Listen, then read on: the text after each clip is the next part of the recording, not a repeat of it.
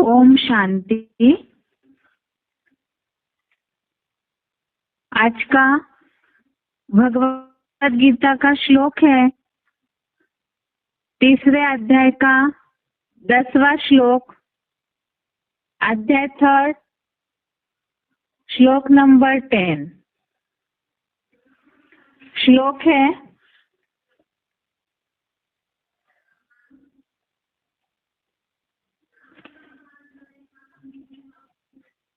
सह यज्ञ प्रजा सृष्ट्वा पुरोवाच प्रजापति अनेन प्रसविष्यध्वमेश ओस्तित्वश्च कामधुक्।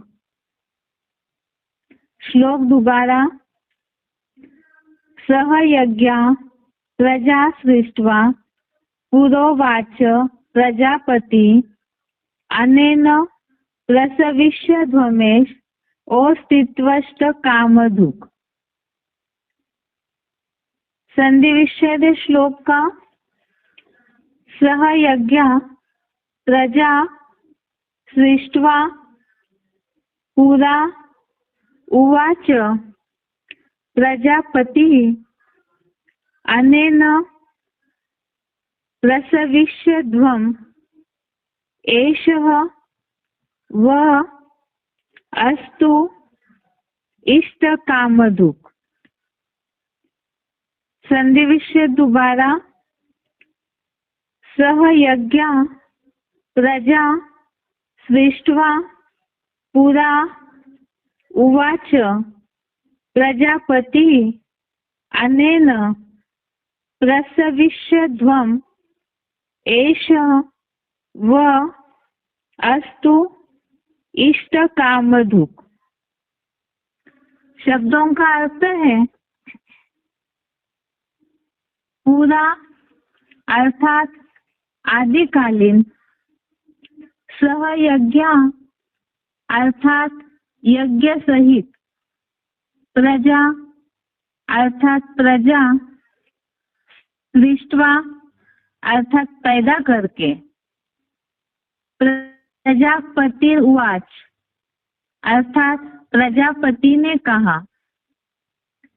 अनेन अर्थात इससे, प्रसविष्यध्वम् अर्थात वृद्धि करो, एषः अर्थात यह, वह अर्थात तुम्हारी, इष्ट कामधुक् अर्थात इष्ट कामनाओं की, कामधेनु अस्तु अर्थात हो। शब्दों का अर्थ दोबारा। पूरा अर्थात आदिकालीन, सह यज्ञ अर्थात यज्ञ सहित, प्रजा अर्थात प्रजा, सृष्टा अर्थात पैदा करके, प्रजापति उवाच अर्थात प्रजापति ने कहा, अनेन अर्थात इससे, प्रसविष्यध्वम् अर्थात वृद्धि करो, एषः अर्थात यह, वह अर्थात तुम्हारी, इष्ट कामधुक् अर्थात इष्ट कामना की कामधेनु, अस्तु अर्थात हो। श्लोक का अर्थ है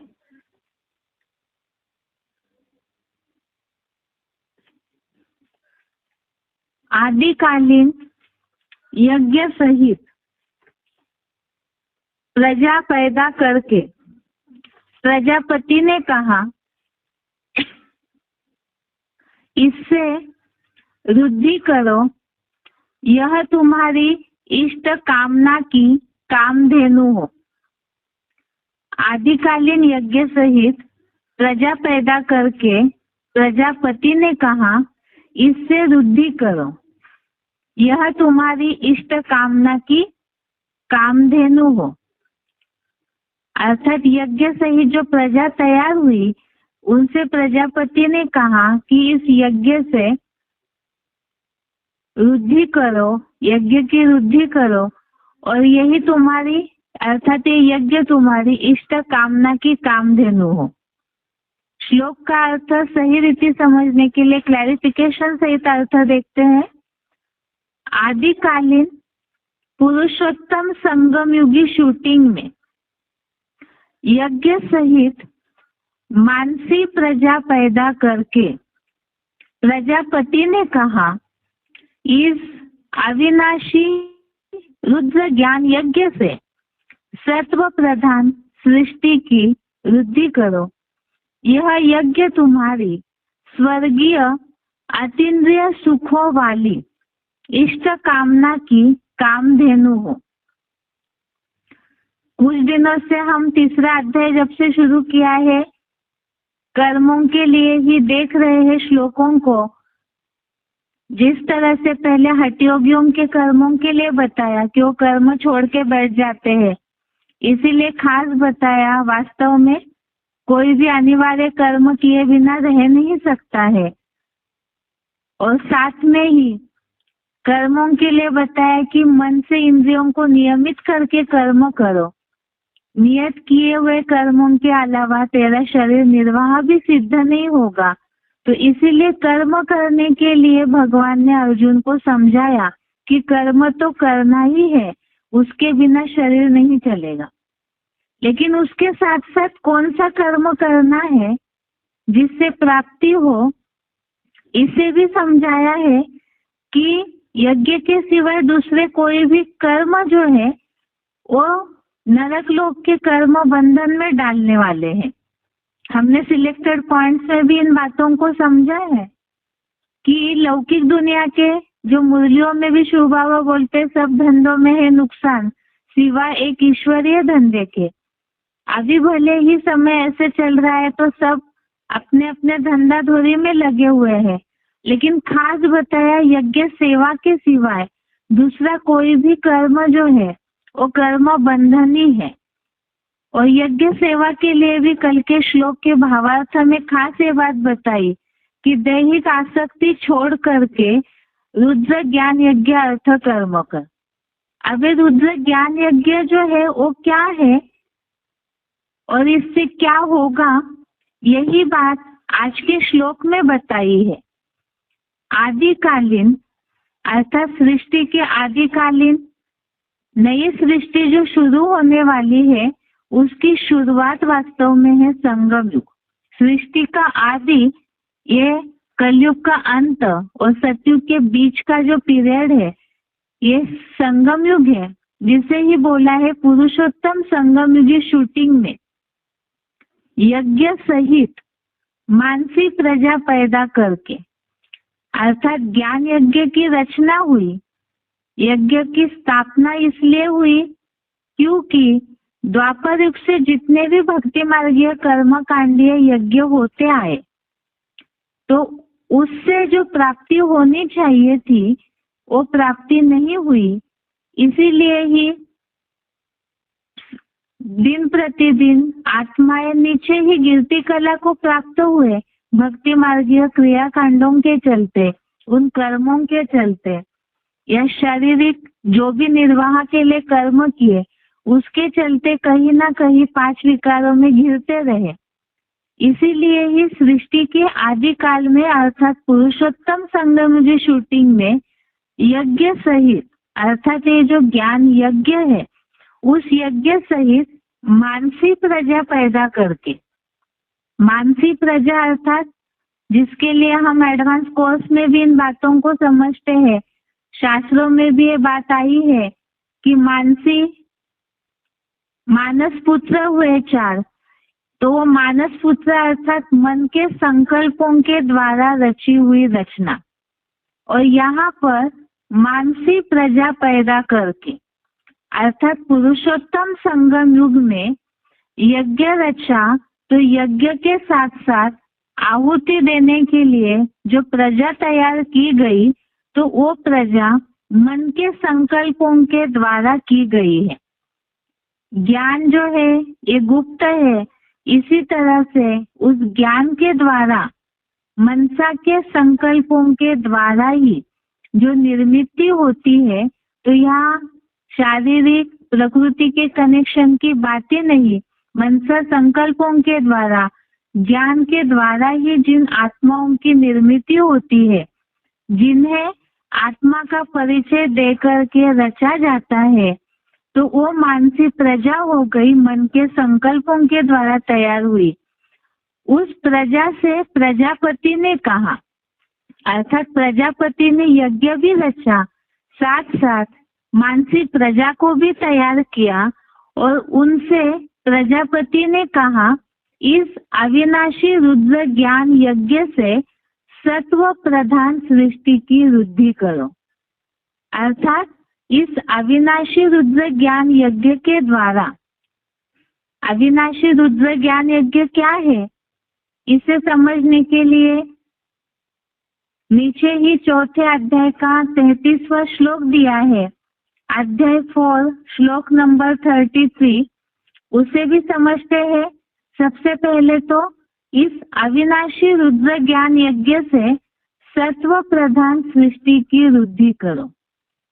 अर्थात इस यज्ञ में जो आहुति डाली जाती है, उसके द्वारा ही यज्ञ से जुड़ करके सत्व प्रधान सृष्टि बनती है। वो कैसे बनेगी? इस ज्ञान यज्ञ की तन से, मन से, धन से, हर प्रकार की ताकत लगा करके, जो जितनी ताकत लगाएंगे उतना ही उस अनुसार सृष्टि निर्मिति का कार्य, सृष्टि की बढ़ोतरी का कार्य होता है। अर्थात ही वो मानसिक प्रजा के द्वारा ही फिर सृष्टि की बढ़ोतरी होती है। लेकिन यहाँ खास बताया है सत्व प्रधान सृष्टि की वृद्धि करो। अब इस सत्व प्रधान सृष्टि की वृद्धि कैसे होगी? इस ज्ञान यज्ञ की जितनी जो तन, मन, धन, चारों प्रकार से हर प्रकार की ताकत लगा करके जो सेवा करते हैं, तो उतना ही इस सत्व प्रधान इस सृष्टि की वृद्धि में मददगार बनेंगे।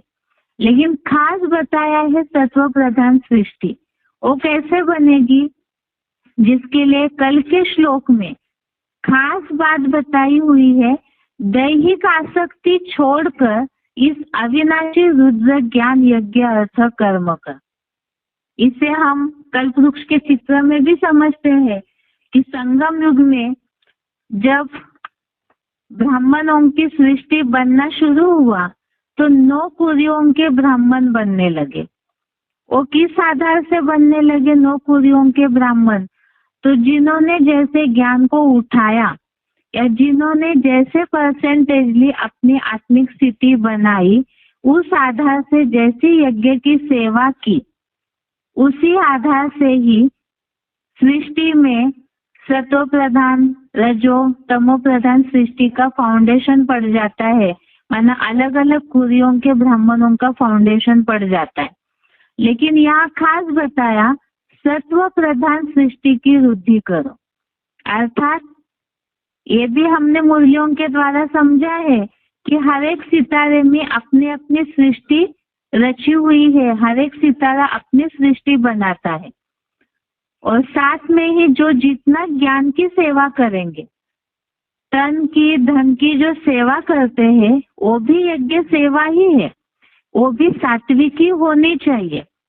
लेकिन यहाँ खास है मानसिक प्रजा के द्वारा इस यज्ञ की बढ़ोतरी या वृद्धि तभी होगी जब ज्ञान की सेवा करेंगे। खास तो है मूल ज्ञान के द्वारा ही जितना इस यज्ञ में लोगों को जोड़ेंगे, आत्माओं को जोड़ेंगे, तो उसी से इस सृष्टि की वृद्धि होती है।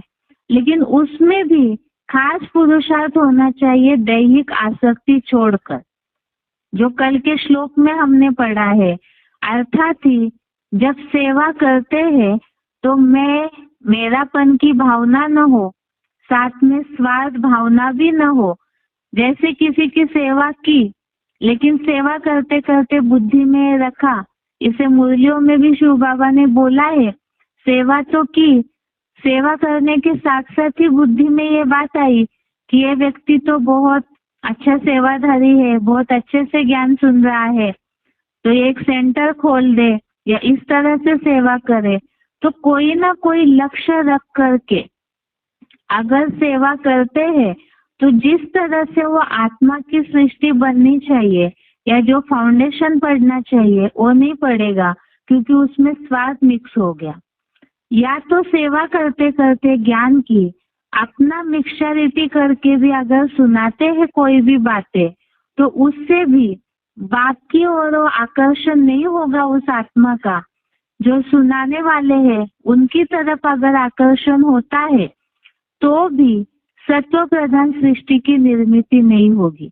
कल के पॉइंट में भी हमने इस बात को समझा था अव्यक्तवाणी के कि वास्तव में सहयोगी न दिखाई दे, बाप दिखाई दे।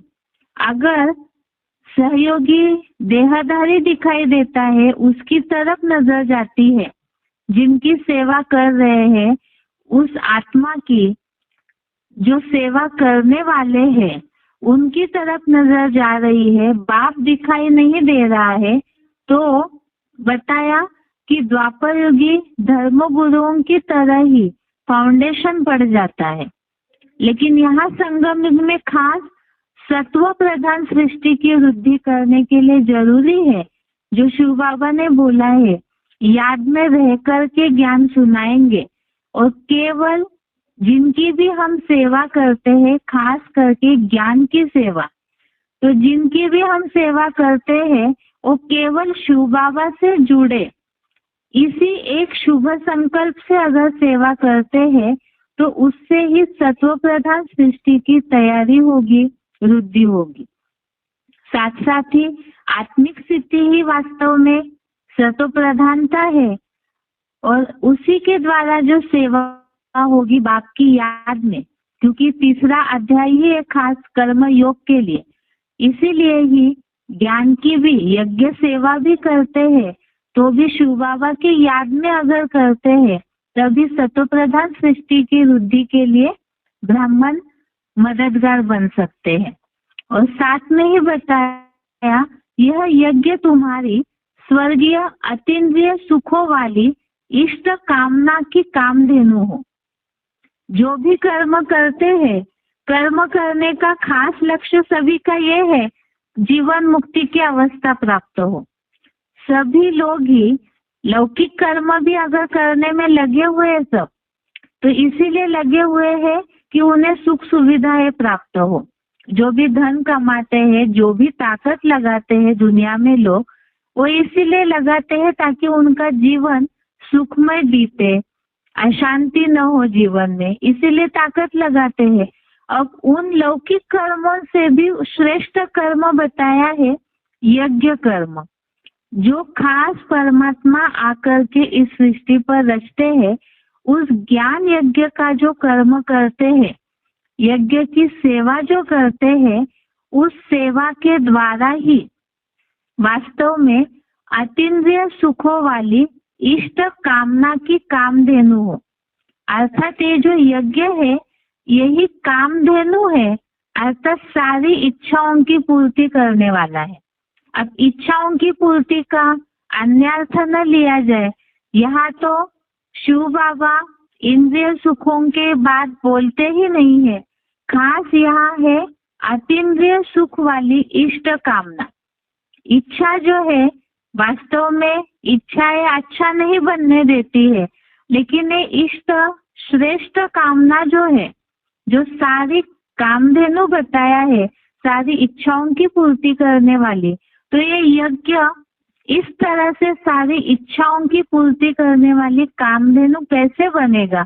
तो वास्तव में ही जितना ही तन मन धन की सारी ताकत इस यज्ञ में झोंक देंगे और आत्मिक स्थिति के द्वारा जितना ही यज्ञ में पूरी तरह से अर्पण में होकर के सेवा करेंगे, जिसे बोला जाता है यज्ञ में जब आहुति डालते हैं तो स्वाहा स्वाहा करते हैं। वास्तव में लौकिक दुनिया में जो भक्ति मार्गीय क्रियाकांड है, उनमें जो यज्ञ होते हैं उसमें जो स्वाहा करके अनाज की, घी की, अन्य चीजों की अर्थात भौतिक चीजों की आहुति डालते हैं, तो उससे अल्पकाल के लिए भले ही प्राप्ति हो जाए, लेकिन पूरे जीवन भर के लिए जो सुख शांतिमय जीवन होना चाहिए वो नहीं हो पाता है।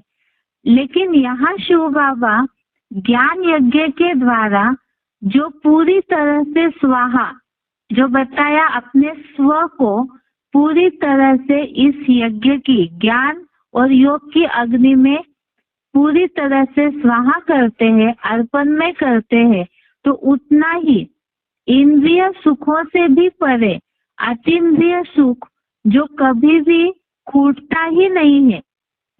इंद्रियों के सुख तो फिर भी ऊपर नीचे हो जाए, लेकिन अतीन्द्रिय सुख जो है वो छूटता नहीं है, लगातार उसकी प्राप्ति चालू हो जाती है। और इसीलिए वही वास्तव में इष्ट कामना की कामधेनु है, ऐसे बताया है। ये अतीन्द्रिय सुख से रिलेटेड अभी 2-3 दिन पहले ही हमने एक सिलेक्टेड पॉइंट सुना था, जिसमें शिव बाबा ने बोला जैसे रसगुल्ला खाते हैं, जिस समय खाते हैं उसी समय उसकी 1-2 सेकंड के लिए टेस्ट जीभ में रहती है और बाद में फिर वो टेस्ट तो रहेगी नहीं। लेकिन अतीन्द्रिय सुख जो है वो इंद्रियों से परे का सुख होने के कारण वो लगातार चलते रहता है, बंद नहीं होता है इंद्रिय सुखों की तरह।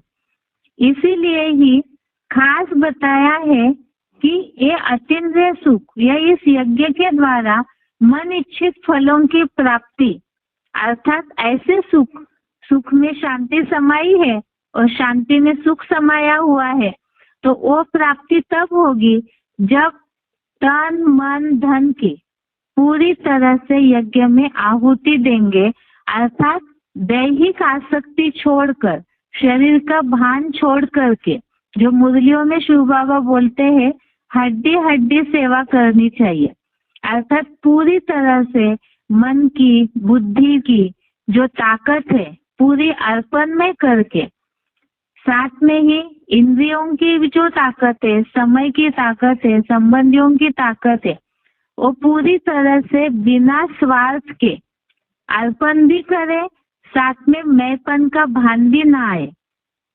जो मुरलियों में शिव बाबा ने बोला है अर्पण तो कर देते हैं और फिर मैंपन का भान आता है। तो जैसे दुनिया में भी कहा जाता है कि जब बलि का बकरा है वो जब आहुति के समय अगर चिल्लाता है तो आहुति सफल नहीं मानी जाती है। इसी तरह से ज्ञान यज्ञ में यज्ञ सेवा रूप जो हम आहुति डालते हैं उसमें मैंपन का बकरा अगर स्वाहा नहीं किया पूरी तरह से, तो जो प्राप्ति होनी चाहिए वो नहीं होती है। अर्थात ही यहाँ संगम युग में ही खास प्राप्ति अतीन्द्रिय सुख जो है वो तो जो चौथी सृष्टि रची जाएगी उसमें पूरी तरह से शुरुआत हो जाएगी, लेकिन यहाँ संगम युग में अनुभूति होनी चाहिए। तो यज्ञ सेवा करते हैं तो मुरलियों में शिव बाबा ने बोला है जितना सेवा करेंगे खुशी का मेवा साथ साथ ही मिलता है, लेकिन वो तब मिलेगा जब निरंकारी होकर निस्वार्थ भावना से यज्ञ सेवा करते हैं।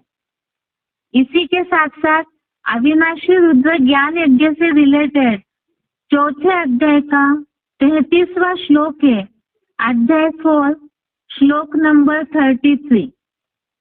इसमें बताया है, श्लोक का भावार्थ है, हे शत्रु पीड़क नाशवान भौतिक पदार्थों से किए गए भौतिक अग्नि द्वारा चालित यज्ञ से अश्वमेध रुद्र ज्ञान यज्ञ अधिक अच्छा है, जो शतवर्षीय अर्थात 100 वर्षीय ज्ञान योग अग्नि से निरंतर चलता है। हे पृथ्वीश्वर, अखिल विश्व धर्मों के सारे वाम मार्गी भक्ति मार्गीय अंधश्रद्धा युक्त धर्मों से उत्पन्न कर्म कांड श्रद्धा भावना युक्त एक लिंग भगवान के रुद्र ज्ञान यज्ञ में समाप्त हो जाते हैं। अर्थात जो भी द्वापर युग से भक्ति मार्गीय यज्ञ शुरू हुए, अनेक भक्ति मार्गीय जो भी वाम मार्गीय धर्म है उनके द्वारा, तो सारे ही यहाँ संगम युग में एक जो महादेव एक लिंग भगवान के रुद्र ज्ञान यज्ञ की शुरुआत होने से ही और सारे यज्ञ जो है वही कर्म कांड उस अविनाशी रुद्र यज्ञ के साथ ही समाप्त हो जाते हैं। ये जो है यज्ञ भौतिक पदार्थों से, भक्ति मार्गीय यज्ञ जो है वो चलते हैं भौतिक अग्नि के द्वारा, भौतिक पदार्थों के द्वारा वो यज्ञ चलते हैं। लेकिन ये जो अविनाशी यज्ञ है वो खास ज्ञान यज्ञ जो है वो ज्ञान योग अग्नि के द्वारा चलता है। तो यही अविनाशी रुद्र ज्ञान यज्ञ जो संगम युग में चलता है। इस श्लोक से नीचे ही किताबों में देख सकते हैं अविनाशी रुद्र ज्ञान यज्ञ का पूरी तरह से अर्थ दिया हुआ है कि अविनाशी ज्ञान यज्ञ है क्या चीज, जो बताया है मन रूपी घोड़े को पूरी तरह से स्वाहा करना है और ज्ञान और यज्ञ जो है योग की उसके द्वारा है यज्ञ चलता है। और इसमें जितना जितना स्वाहा बुद्धि होंगे उतना ही इष्ट कामनाओं की पूर्ति होगी। इसी से रिलेटेड सच्ची गीता खंड 2 इससे लिया हुआ पॉइंट है अव्यक्तवाणी का। अव्यक्तवाणी की डेट है 17 अक्टूबर 1987। अव्यक्तवाणी डेट है 17 अक्टूबर 87। पॉइंट है यह ईश्वरीय ज्ञान देना ही ईश्वरीय सेवा है। सेवा का सदा ही मेवा मिलता है। कहावत है ना, करो सेवा तो मिले मेवा। तो ईश्वरीय सेवा करने से अतीन्द्रिय सुख का मेवा मिलता है, शक्तियों का मेवा मिलता है। आज का जो श्लोक है तीसरे अध्याय का 10वां श्लोक, इससे रिलेटेड ही ये पॉइंट है जिसमें आज के श्लोक में बात आई है कि इस ज्ञान यज्ञ की सत्व प्रधान सृष्टि की वृद्धि करो। और ये वृद्धि कैसे होगी, तो यहाँ बताया यह ईश्वरीय ज्ञान देना ही ईश्वरीय सेवा है और इस ईश्वरीय सेवा से वृद्धि होगी। सेवा का सदा ही मेवा मिलता है। कहावत है ना, करो सेवा तो मिले मेवा। तो ईश्वरीय सेवा करने से अतीन्द्रिय सुख का मेवा मिलता है, शक्तियों का मेवा मिलता है। तो यही बताया श्लोक में भी कि इष्ट कामना की कामधेनु हो, अर्थात यहाँ ईश्वरीय सेवा करने से यह यज्ञ तुम्हारी अतीन्द्रिय सुख वाली इष्ट कामना की कामधेनु है। और पॉइंट में बताया ईश्वरीय सेवा करने से अतीन्द्रिय सुख का मेवा मिलता है, शक्तियों का मेवा मिलता है। और साथ में और भी मुंजियों में ऐसी बात आती है कि खुशी का मेवा मिलता है सेवा की। तो साथ साथ ही अगर निस्वार्थ भावना से सेवा की है तो जरूर खुशी साथ साथ ही मिल जाती है। और अगर मिक्सचरिटी है सेवा में, देह भान में रहकर के सेवा करते हैं, मैंपन में आकर सेवा करते हैं, तो जिस तरह से संतुष्टि होनी चाहिए, खुशी की प्राप्ति होनी चाहिए, वो नहीं हो पाती है। तो इसके लिए भी मुर्गियों में बोला है वो वास्तव में यज्ञ सेवा ही नहीं है, वो रावण के खाते में जमा हो जाती है अगर देह भान में रहकर सेवा करते हैं तो। इसीलिए सेवा करते समय जरूर ये बात का ध्यान रखें, आत्मिक स्थिति में रहकर अगर सेवा करते हैं तभी प्राप्ति की अनुभूति होगी। इसके साथ आज के श्लोक का उच्चारण सुनते हैं और इस श्लोक से रिलेटेड कुछ सिलेक्टेड पॉइंट है उसे देखते हैं।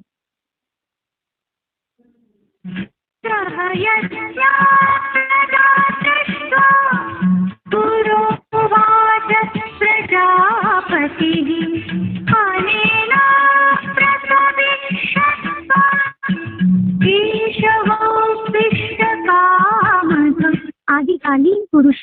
संगम युगी शूटिंग में यज्ञ सहित मानसिक प्रजा पैदा करके प्रजापति ने कहा, इस अविनाशी रुद्र ज्ञान यज्ञ से सत्व प्रधान सृष्टि की वृद्धि करो। यह यज्ञ तुम्हारी स्वर्गीय अतीन्द्रिय सुखों वाली इष्ट कामना की कामधेनु हो।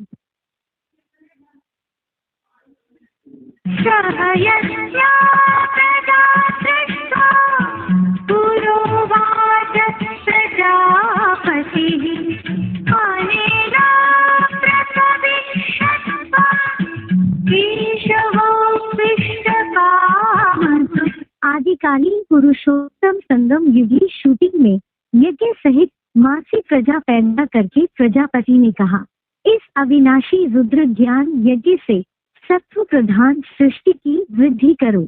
यह यज्ञ तुम्हारी स्वर्गीय अतीन्द्रिय सुखों वाली इष्ट कामना की कामधेनु हो।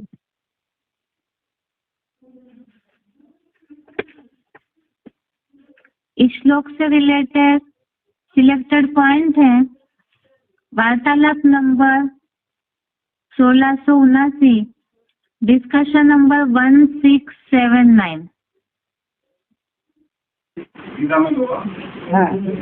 की आदि में ज्ञान ऐसे सहित मानसिक प्रजा को उत्पन्न करके प्रजापिता ब्रह्मा ने उस प्रजा से कहा, इस द्वारा मुक्ति प्राप्ति करो।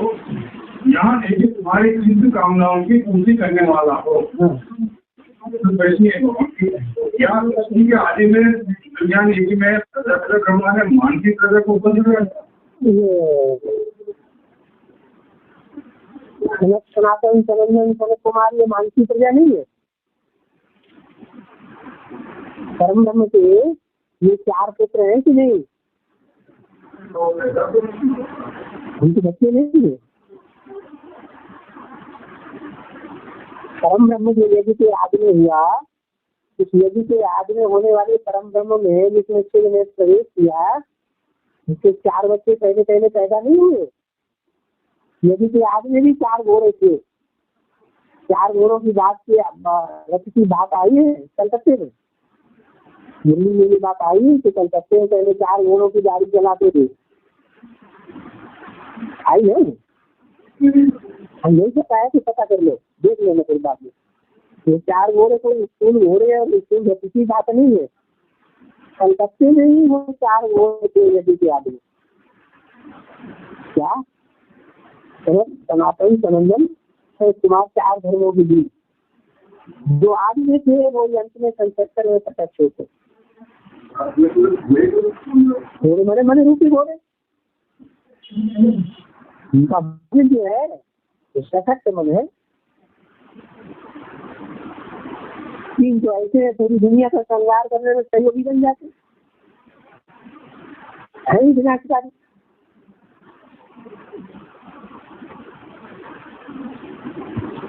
क्या पूछने क्या प्रजापति ब्रह्मा ने इस कामनाओं को पूरी करने के बाद की?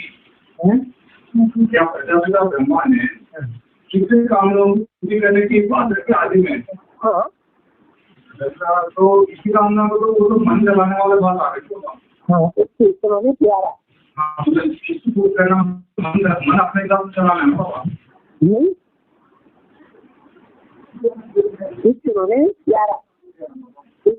प्यारा आपको कैसे पता कि जो प्रजापिता वाली आत्मा का पार्ट है उसका दुनिया में सबसे उच्च कामना कौन सी है? आप जो सीखते रहे ना भगवान की पहचानना, भगवान का बनना, ये इसकी सबसे बड़ी कामना है, सबसे मुख्य कामना है। मन वाली बात नहीं, मन के कंट्रोल में रहना वो तो खराब बात हो गई।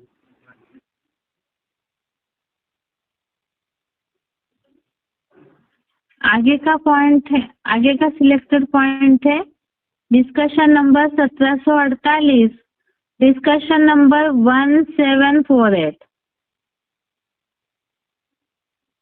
गीता में बाबा इसी के आदि में रुद्र ज्ञान यज्ञ सहित मानसिक प्रजा के उत्पन्न करके प्रजापिता ब्रह्मा ने उस प्रजा से कहा, रुद्र ज्ञान यज्ञ इसी के आदि में रुद्र ज्ञान यज्ञ सहित मानसिक प्रजा के उत्पन्न करके प्रजापिता ब्रह्मा ने उस प्रजा से कहा कि वृद्धि के द्वारा वृत्त प्राप्त करो, वृद्धि प्राप्त करो, वृद्धि प्राप्त करो। यह यज्ञ तुम्हारी इष्ट कामनाओं की पूर्ति करने वाला है। ये क्या सृष्टि के आदि में रुद्र ज्ञान एक संगम जो कुछ करने आदि नहीं है, हैं? मुझे क्या बात नहीं समझ में आ रही। मतलब आदि में सृष्टि का आदि ही तो है संगम युग। उस समय प्रजापति का काम अपने मान की वजह से मानव की प्रजा ही तो है। सनत सनातन सनंदन सनत कुमार और उसके बाद जितने भी बच्चे पैदा हुए उनका मान की प्रजा नहीं है, देह की प्रजा है। अरे मन का बुद्धि से ज्ञान निकलता है या देह से ज्ञान निकलता है? मन बुद्धि से पैदाइश हुई ना, मन बुद्धि के आधार पर ये पैदाइश हुई है व्याकरण की। उससे ज्ञान सुना तो वंशावली पैदा हुए। जो उससे ज्ञान निकलता है वो मनसा के मनन चिंतन मंथन के द्वारा ही निकलता है ना, तो मानसिक प्रजा नहीं। उससे कहा क्या कहा? आदि में ईश्वरीय ज्ञान है किसी। हाँ, यह यज्ञ तुम्हारी इष्ट कामनाओं की पूर्ति ईश्वरीय ज्ञान यज्ञ, ये जो ईश्वरीय ज्ञान की सेवा है, तन से मन से धन से जो भी तुम सेवा करते हो उससे तुम्हें शक्ति होगी। हाँ, और तुम्हारी इष्ट कामनाएं की पूर्ति करने वालों। हाँ, तुम्हारी कामनाओं की पूर्ति करने वाले।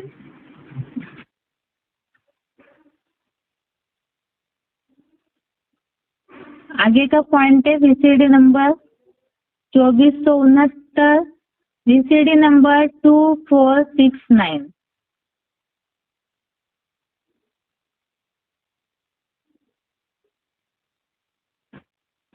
शब्द आया ना, प्रसादित शब्दम, वृद्धि करो परिवार की। तो 200 बार आदम में प्रवेश करके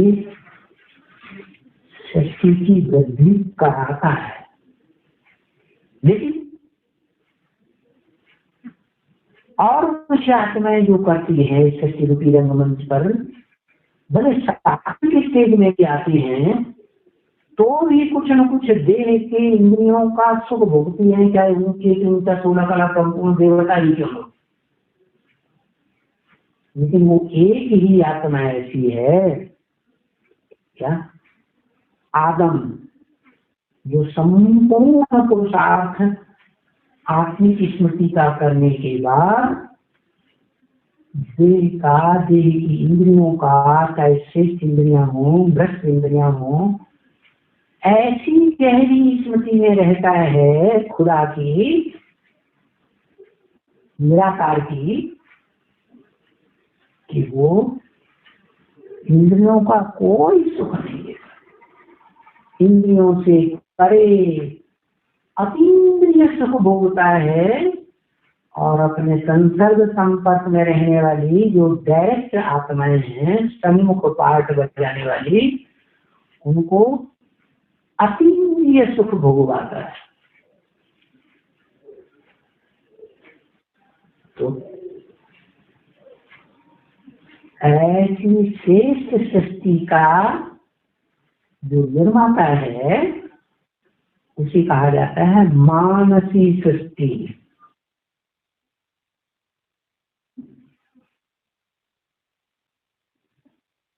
अभी तक के श्लोक सिलेक्टेड पॉइंट में हमने श्लोक से रिलेटेड बातों को समझा।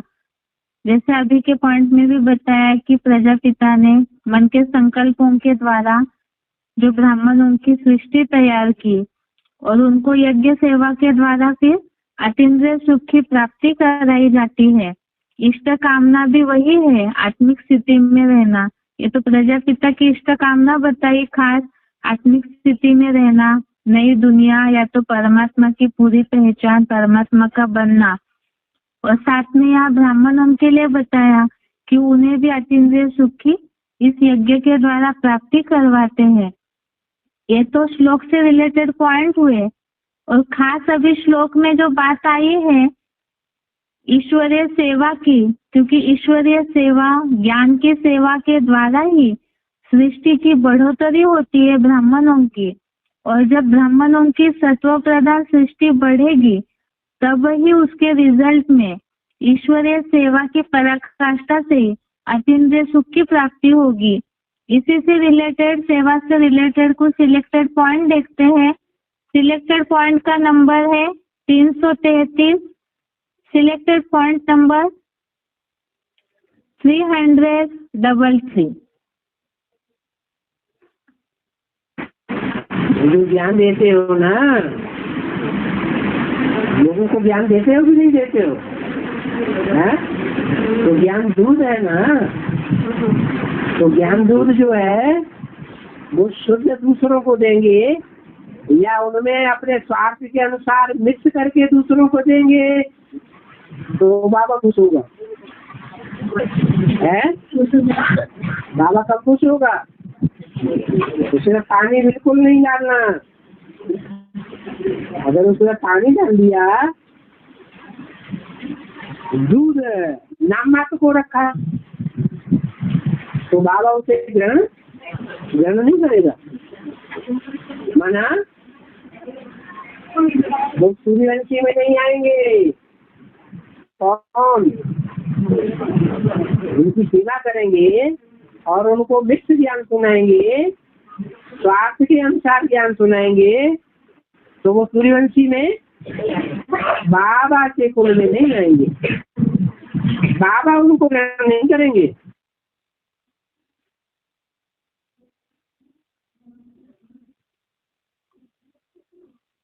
आगे का पॉइंट है सिलेक्टेड पॉइंट 739, सिलेक्टेड पॉइंट का नंबर 739।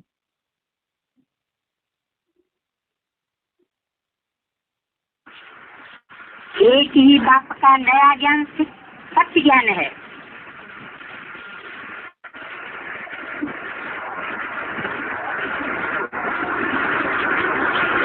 और नए ज्ञान से नई दुनिया स्थापन होती है।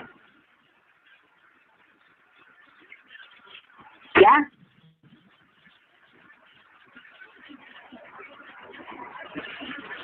ये अथॉरिटी और नशा स्वरूप में मर्ज हो। 50 वर्ष तो मर्ज रखा। क्या? नशा और अथॉरिटी।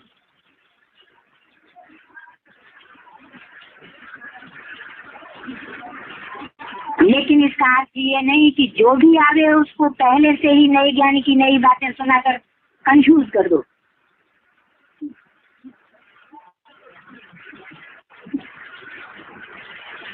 पहले उनकी धरनी तैयार करो, बेसिक नॉलेज सुनाओ।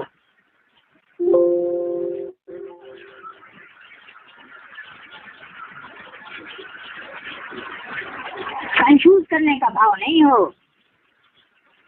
धरनी, नब्ज, समय, ये सब देख करके ज्ञान देना, यही नॉलेज की निशानी है।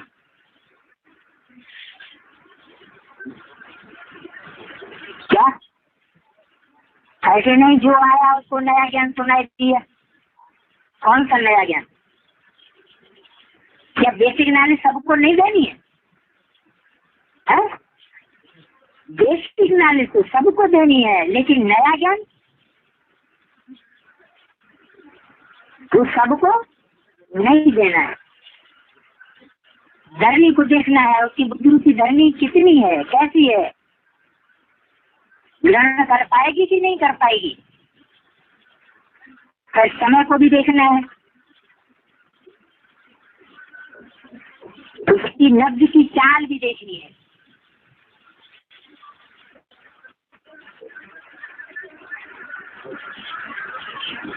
आत्मा की इच्छा देखो, तो नया ज्ञान लेने की इच्छा है।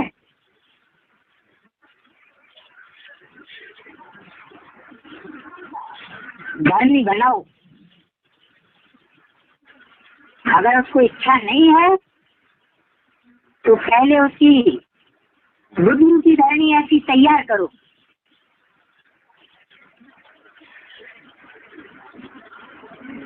लेकिन अंदर में सत्यता की, निर्भयता की अथॉरिटी जरूर हो, शक्ति जरूर हो। लोग क्या कहेंगे ये भय न हो। निर्भय बन धनी बल बनाओ।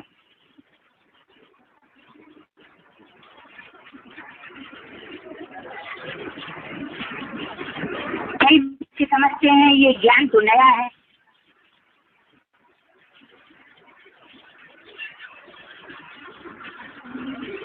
कई लोग समझ नहीं सकेंगे।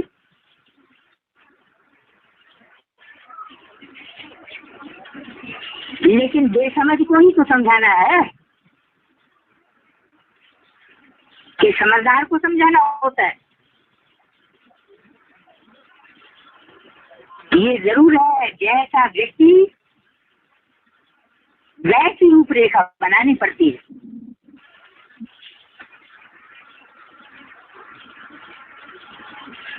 लेकिन व्यक्ति के प्रभाव में नहीं आ जाओ।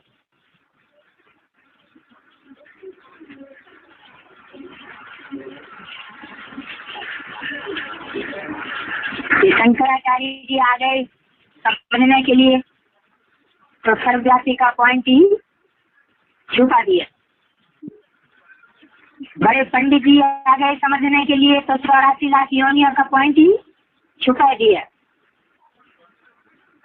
इमरजेंसी का पीरियड चल रहा है, कोई बड़ा नेता आ गया,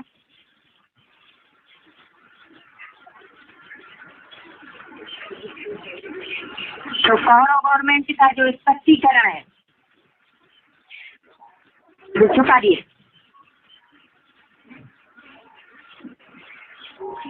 इसका मतलब हम प्रभाव में आ गए। प्रभाव में मत आओ। अपने सत्य ज्ञान की अथॉरिटी से व्यक्ति को परिवर्तन करना ही है। ये लक्ष्य नहीं भूलो। अब तक जो किया वो ठीक है, करना ही था और आवश्यक था, क्योंकि धरनी बनानी थी।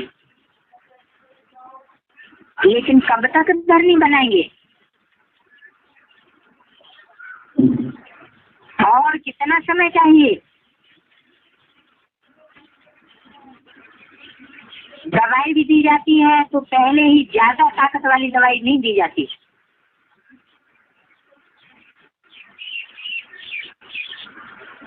पहले हल्की दी जाती है। तो ज्ञान का डोज भी एकदम पावरफुल नहीं देना है।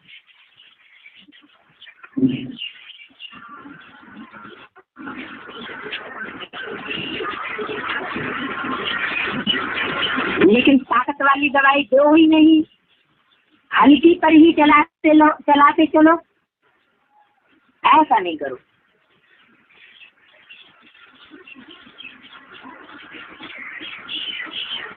किसी कमजोर को हाई पावर वाली दवाई दे दी तो ये भी रंग है। इसलिए परखने की शक्ति चाहिए, लेकिन अपने सबसे नए ज्ञान की अथॉरिटी को जरूर धारण करना चाहिए। आपकी सूक्ष्म अथॉरिटी की वृत्ति ही उन की व्यक्तियों को चेंज करेगी। यही धरनी बनेगी। और विशेष जब सेवा करके मधुबन तक पहुंचाते हो तो कम से कम उन्हों को ये जरूर मालूम पड़ना चाहिए कि इस धरनी पर उन्हों की भी धरनी बन जाती है। कौन सी धरनी पर? मधुबन की धरनी पर उनों की धरनी भी बन जाती है। कितनी भी कलर आती धरनी हो, किसी भी धर्म वाला हो और किसी भी पोजीशन वाला हो, लेकिन इस धरनी पर वह भी नरम हो जाते। कौन सी धरनी पर? मधुबन की धरनी पर। और नरम धरनी बनने के कारण उसमें जो भी बीज डालेंगे उसका फल सहज निकलेगा। सिर्फ डरो नहीं, निर्भय जरूर बनो।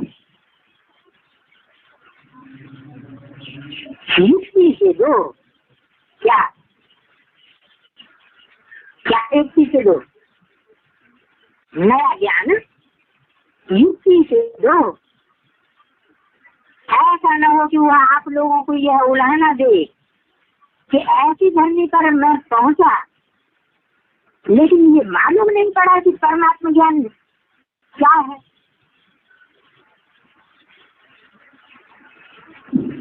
परमात्मा भूमि पर आकर परमात्मा की प्रत्यक्षता का संदेश जरूर ले जाए।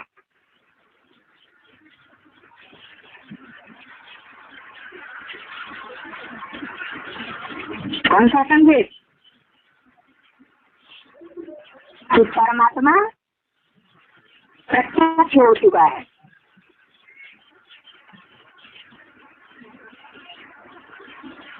लक्ष्य अथॉरिटी का होना चाहिए।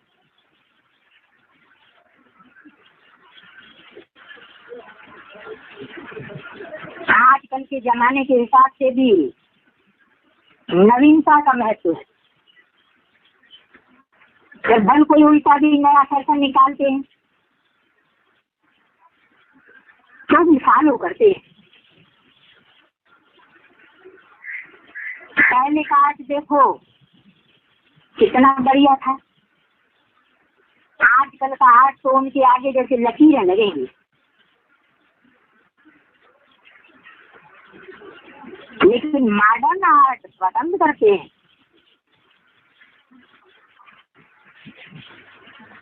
मानव की पसंद ही हर बात में नवीनता है और नवीनता सतह ही अपनी तरफ आकर्षित करती है। इसलिए नवीनता, सत्यता, महानता, इसका नशा जरूर रखो। हर समय और व्यक्ति को देखो, फिर सेवा करो। ये लक्ष्य जरूर रखो कि नई दुनिया का नया ज्ञान प्रत्यक्ष जरूर करना है।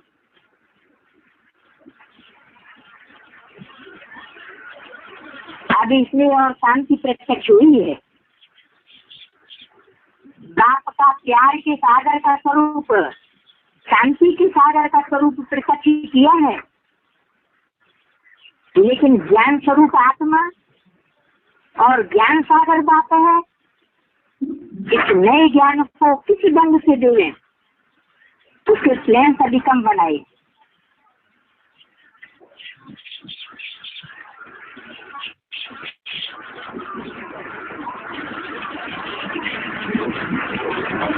वो भी समय आएगा जो सभी के मुख से ये आवाज निकलेगा कि नई दुनिया का नया ज्ञान ये है।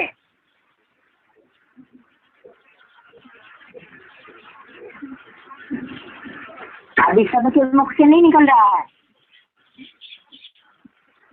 लेकिन वो भी टाइम आ जाएगा। अभी सिर्फ अच्छा अच्छा कहते हैं, नया ज्ञान नहीं कहते।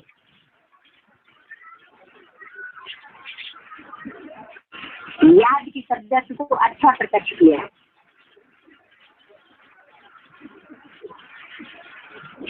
लेकिन नए ज्ञान की सब्जेक्ट को अच्छा प्रत्यक्ष नहीं कर सके।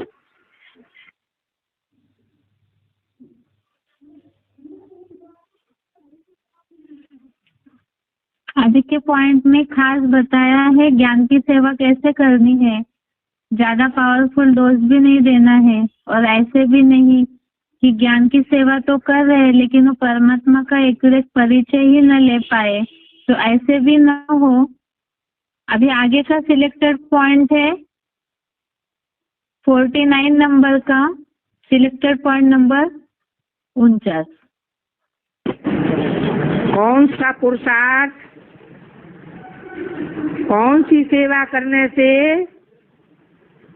चक्रवर्ती राजा बनेंगे?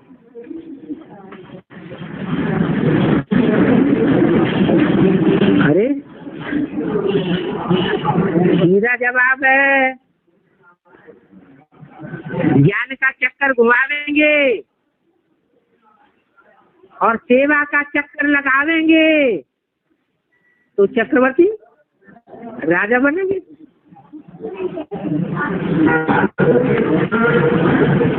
न बुद्धि को चलावेंगे और न सेवा के चक्कर लगावेंगे तो चक्रवर्ती राजा कहाँ से बनेंगे?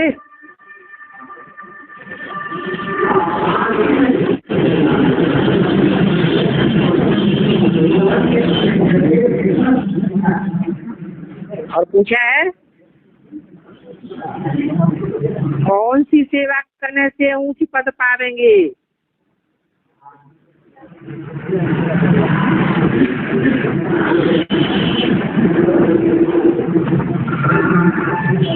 कोई भी सेवा हो, चाहे कर्मणा सेवा हो, वाचा सेवा हो, मनसा की सेवा हो, जितना शास्त्र की स्थिति में करेंगे उतना ऊंचे पद पावेंगे, और जितनी तामसी सेवा करेंगे उतना पद भी नीचा हो जाएगा। तो जरूरी नहीं है कि वाचा की सेवा करने से ही ऊंच पद मिलता है। झाड़ू लगाने की भी सेवा करे, चाहे गीता पाठशाला में करे, चाहे सेंटर में करे, लेकिन प्यार से करे, मजबूरी से ना करे कि किसी दूसरे ने डायरेक्शन दिया है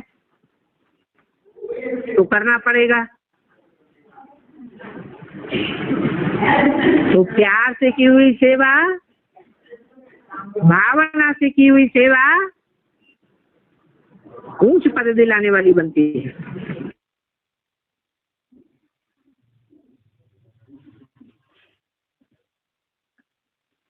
आगे का सिलेक्टेड पॉइंट है 172 नंबर, सिलेक्टेड पॉइंट नंबर 172। देवान में आकर के सेवा करेंगे तो तामसी सेवा हो जाएगी, और आत्मिक की स्थिति में रह करके सेवा करेंगे, रूहानियत की स्टेज में सेवा करेंगे तो सात्विक की स्टेज रहेगी। कोई भी कर्म हो, कोई भी दान हो, तत्वप्रधान कर्म भी होता है, तत्वप्रधान दान भी होता है, और तमोप्रधान दान भी होता है, तमोप्रधान कर्म भी होता है।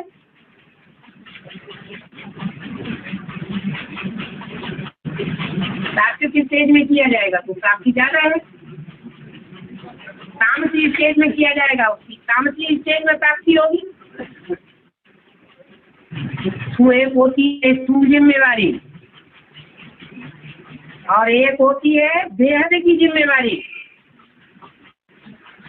स्थूल जिम्मेवारी स्थूल कर्मेंद्रियों से निभाई जाती है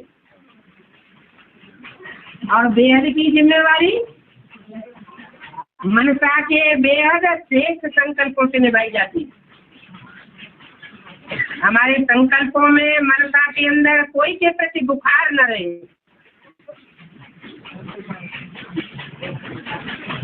कोई के प्रति दुर्भावना न रहे,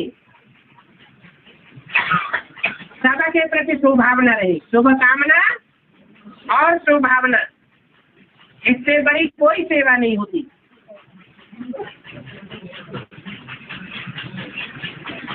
कोई स्थूल सेवा नहीं मिलती है तो उनके पास ये बड़ी से बड़ी सेवा है करने के लिए।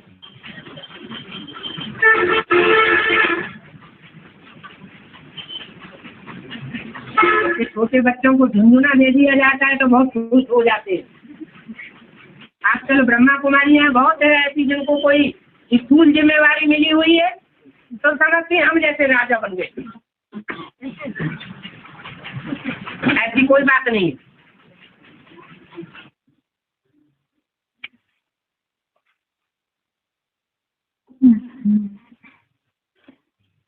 आगे का सिलेक्टेड पॉइंट है 380 नंबर का, सिलेक्टेड पॉइंट नंबर 380।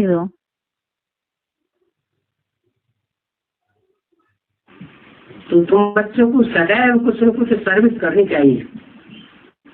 क्या देवभान में आने से बचने के लिए क्या करना चाहिए?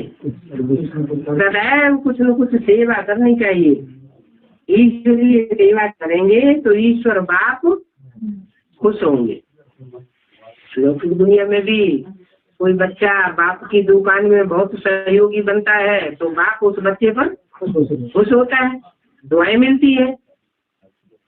यहाँ बाप से कितनी ताकत मिलती है। हम बच्चे याद करते हैं और बाप सबसे उन बच्चों को याद करते हैं। तो हमारी याद में ज्यादा ताकत या बाप की याद में ज्यादा ताकत? तो सर्विस करना छोड़ना नहीं है। सर्विस करने से ही कल्याण होगा। सर्विस नहीं करते हैं तो जरूर डिस सर्विस करते हैं।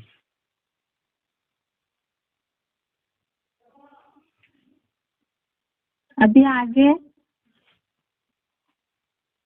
कल के टेस्ट के हिसाब से शॉर्ट में रिवीजन देखते हैं। केवल श्लोक नंबर बताएंगे। तीसरे अध्याय का 5वां श्लोक है। नहीं कच्चित क्षणमपि जातु तिष्ठति अकर्मकृत कार्यते हवशः कर्म सर्वः प्रकृति जय गुणे। इसमें खास बताया है कि कोई भी क्षण भर भी कर्म किए बिना नहीं रह पाता है, बरबस ही सबको कर्म करने पड़ते हैं। अर्थात ही प्रकृति के कारण कर्म करने ही पड़ते हैं। इसी से रिलेटेड रेफरेंस में श्लोक देखा था हमने 18वें अध्याय का 59 नंबर श्लोक, अध्याय 18 का 59 नंबर श्लोक। इसमें अर्जुन को भगवान ने खास समझाया है प्रकृति तुझे अवश्य ही युद्ध में लगा देगी। श्लोक में बात आई है बरबस कर्म करने पड़ते हैं, ये कर्म युद्ध है, इसीलिए प्रकृति बरबस कर्म युद्ध में लगाएगी। 18वें अध्याय का 60 नंबर श्लोक, अध्याय 18 का 60 नंबर श्लोक। इसमें भी खास बताया कि स्वभाव से पैदा अपने कर्म से ही बंधा हुआ अगर मूर्खता से करने की इच्छुक नहीं है तो भी बरबस अवश्य करेगा। आत्मा के रिकॉर्ड के कारण ही बरबस ही कर्म सभी को करने पड़ते हैं। इसीलिए सन्यासियों की तरह हठयोगी बनने से फायदा नहीं है, क्योंकि बरबस सभी को कर्म करने पड़ते हैं, सब बंधे हुए हैं। आगे है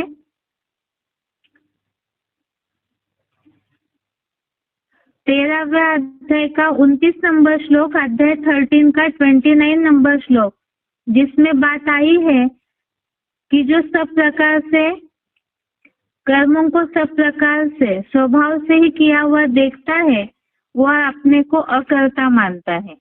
अर्थात ड्रामा के अनुसार सब कर्म करते हैं तो इसमें मैंने ही किया है ऐसी भावना भी नहीं आनी चाहिए। अगला तीसरे अध्याय का 33वां श्लोक, अध्याय 3 का 33 नंबर श्लोक। इसमें बात आई है कि स्वभाव अनुसारी ज्ञानी मनुष्य भी अपने स्वभाव अनुसारी अच्छी बुरी चेष्टा करता है और सभी प्रकृति या स्वभाव की ओर ही जाते हैं। इसमें रोकथाम क्या करेगा? मतलब सभी को प्रकृति या स्वभाव अनुसार ही सब कर्म करते हैं, इसमें रोक टोक नहीं कर सकते। जो बात आई है बरबस से सभी को कर्म करने पड़ते हैं अपनी रील अनुसार। आगे है तीसरे अध्याय का 6वां श्लोक, अध्याय 3 श्लोक नंबर 6 कर्मेंद्रियाणि संयम या अस्ते मनसा स्मरण इंद्रियार्थान विमूढ़ात्मा मिथ्याचारस उच्यते। इसमें खास बात बताई है कि ऐसे भी हठयोगी है, भले प्रकृति से बर्बर कर्म करने पड़ते हैं बताया, उसके बावजूद भी कोई ऐसे हठयोगी है जिन्हें मिथ्याचारी ढोंगी पाखंडी कहा है गीता में। वो कर्मेंद्रियों को तो रोक देते हैं, लेकिन इंद्रियों से जो भोग भोगे हुए हैं पहले उसे मन से याद करते रहते हैं। तो जो मन से इस तरह सुखों को याद करते हैं, विषय भोगों को याद करते हैं, तो मिथ्याचारी कहा है। कर्मों को तो रोका लेकिन मन से याद करते हैं। इसके लिए भी खास गीता में इस बात को बताया है। 18वें अध्याय का 7वां श्लोक, 18 अध्याय श्लोक नंबर 7, इसमें बताया है कि नियत हुए जो नैसर्गिक खान पान उत्सृजन आदि अनिवार्य कर्म का परित्याग अनुचित है। जैसे हठयोगी इन सबको त्याग कर देते हैं, जबरियन इंद्रियों को रोकते हैं कर्मों को, तो ये वास्तव में अनुचित है, क्योंकि ऐसा मिथ्याचारी पना जो है वो तामसी त्याग कहलाता है। हठयोगी पना से कर्म करना, जबरियन रोकना, ये तामसी पना है। इसके साथ साथ ही 17वें अध्याय का 5वां और 6वां श्लोक, अध्याय 17 का 5 और 6 नंबर श्लोक, इसमें खास बताया कि जो सच्ची गीता शास्त्र के संविधान रहित घोर तप करते हैं, शारीरिक कष्टदायी घोर तप करते हैं, ऐसे घमंड अहंकार युक्त कामना आसक्ति और बाहुबल से भरे बेसमझ लोग इस पंचभूत समूह और अंतर्ग्रह में स्थित मुझ योग ऊर्जा को भी कष्टदायी है और उन्हें तो आसुरी निश्चय वाला समझ। अर्थात जो हठयोगी है, शरीर को कष्ट देने वाले हैं, वो आसुरी निश्चय वाले हैं, आसुरी पने का कर्म करने वाले हठयोगी है। आगे है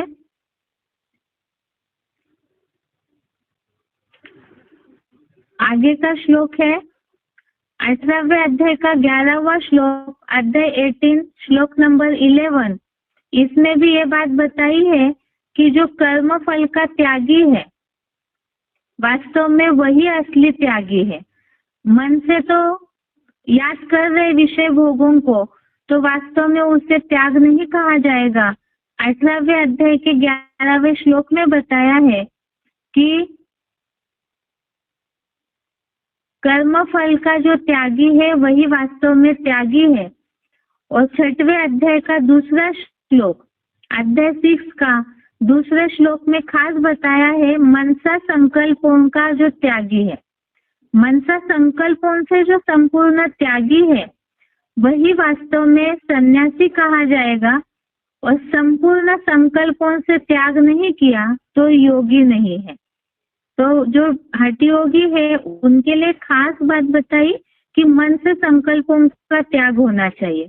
ऐसे ही 17वें अध्याय का 17वां श्लोक, अध्याय 17 का 17 श्लोक, इसमें बताया है कि सांसारिक फल की आकांक्षा से रहित, सांसारिक फल की आकांक्षा अर्थात इच्छा से रहित जो परम श्रद्धा पूर्वक तपाया गया है मन वचन कर्म से, तो वही तप सात्विक है।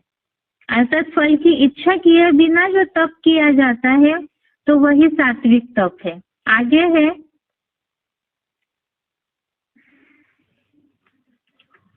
आगे का श्लोक है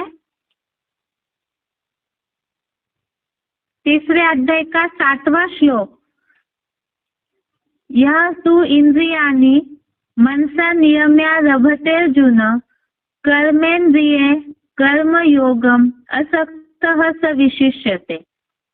मन से इंद्रियों को नियमित करके अनासक्त हुआ कर्म इंद्रियों से कर्म योग का आचरण विशेष मान्य है। इसमें बताया खास कि मन से ही पूरी तरह से इंद्रियों को कंट्रोल करना है और वही वास्तव में विशेष मान्य है ऐसा कर्म, जिसके लिए 18वें अध्याय का 6वां श्लोक बताया, अध्याय 18 का 6 नंबर श्लोक। इसमें आसक्ति और कर्म फलों की इच्छा को त्याग कर जो करते हैं वो उत्तम, वही सर्वस्व त्याग रूप संन्यास का निश्चित उत्तम मत है। अर्थात जो इस तरह से आसक्ति और फल को त्यागते हैं, तो मन से ही तो इच्छाएं निर्माण होती है, आसक्ति भी, तो उसे मनसा संकल्पों में ही त्यागने की बात बताई। 18वें अध्याय का 9वां श्लोक, अध्याय 18 का 9 नंबर श्लोक, इसमें खास बताया कि जो देह, ऐसे जो कर्म देह किसी व्यक्ति व वस्तुगत आसक्ति और फलेच्छा को त्याग कर नियम पूर्वक किया जाता है और सात्विक त्याग है। इसमें भी यही बात बताई, आसक्ति और फल का जो त्याग है, अर्थात मन से जो पूरा संकल्पों से इन बातों को त्यागते हैं, वही सात्विक त्याग है। आगे का श्लोक है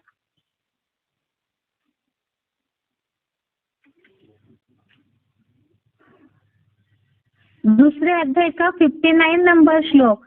इसमें भी खास बताया है, जो हमने पहले भी देखा है श्लोकों की, विषय भोग, जो त्यागी देहधारी पुरुष के भोग हटते हैं लेकिन आसक्ति नहीं हटती है।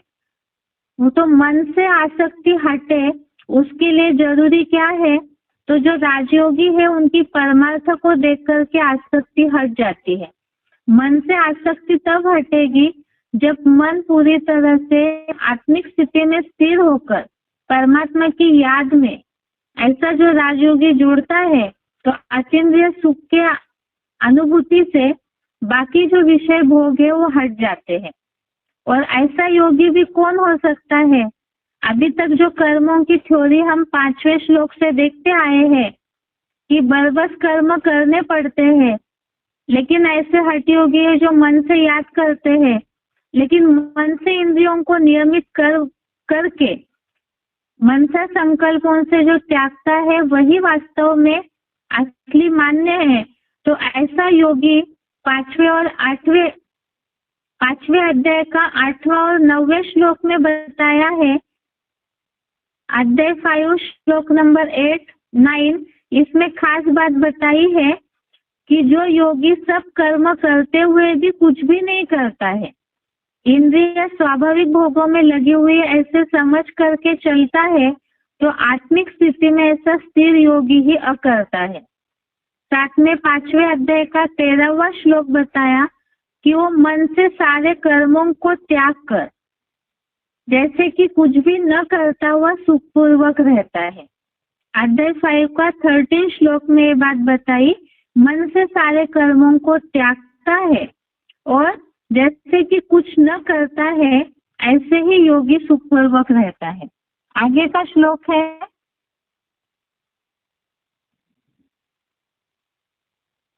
तीसरे अध्याय का 8वां श्लोक, नियतम कुरु कर्म त्वम कर्म जायो हि अकर्मणः शरीर यात्रा पीछते न प्रसिद्ध अकर्मणः।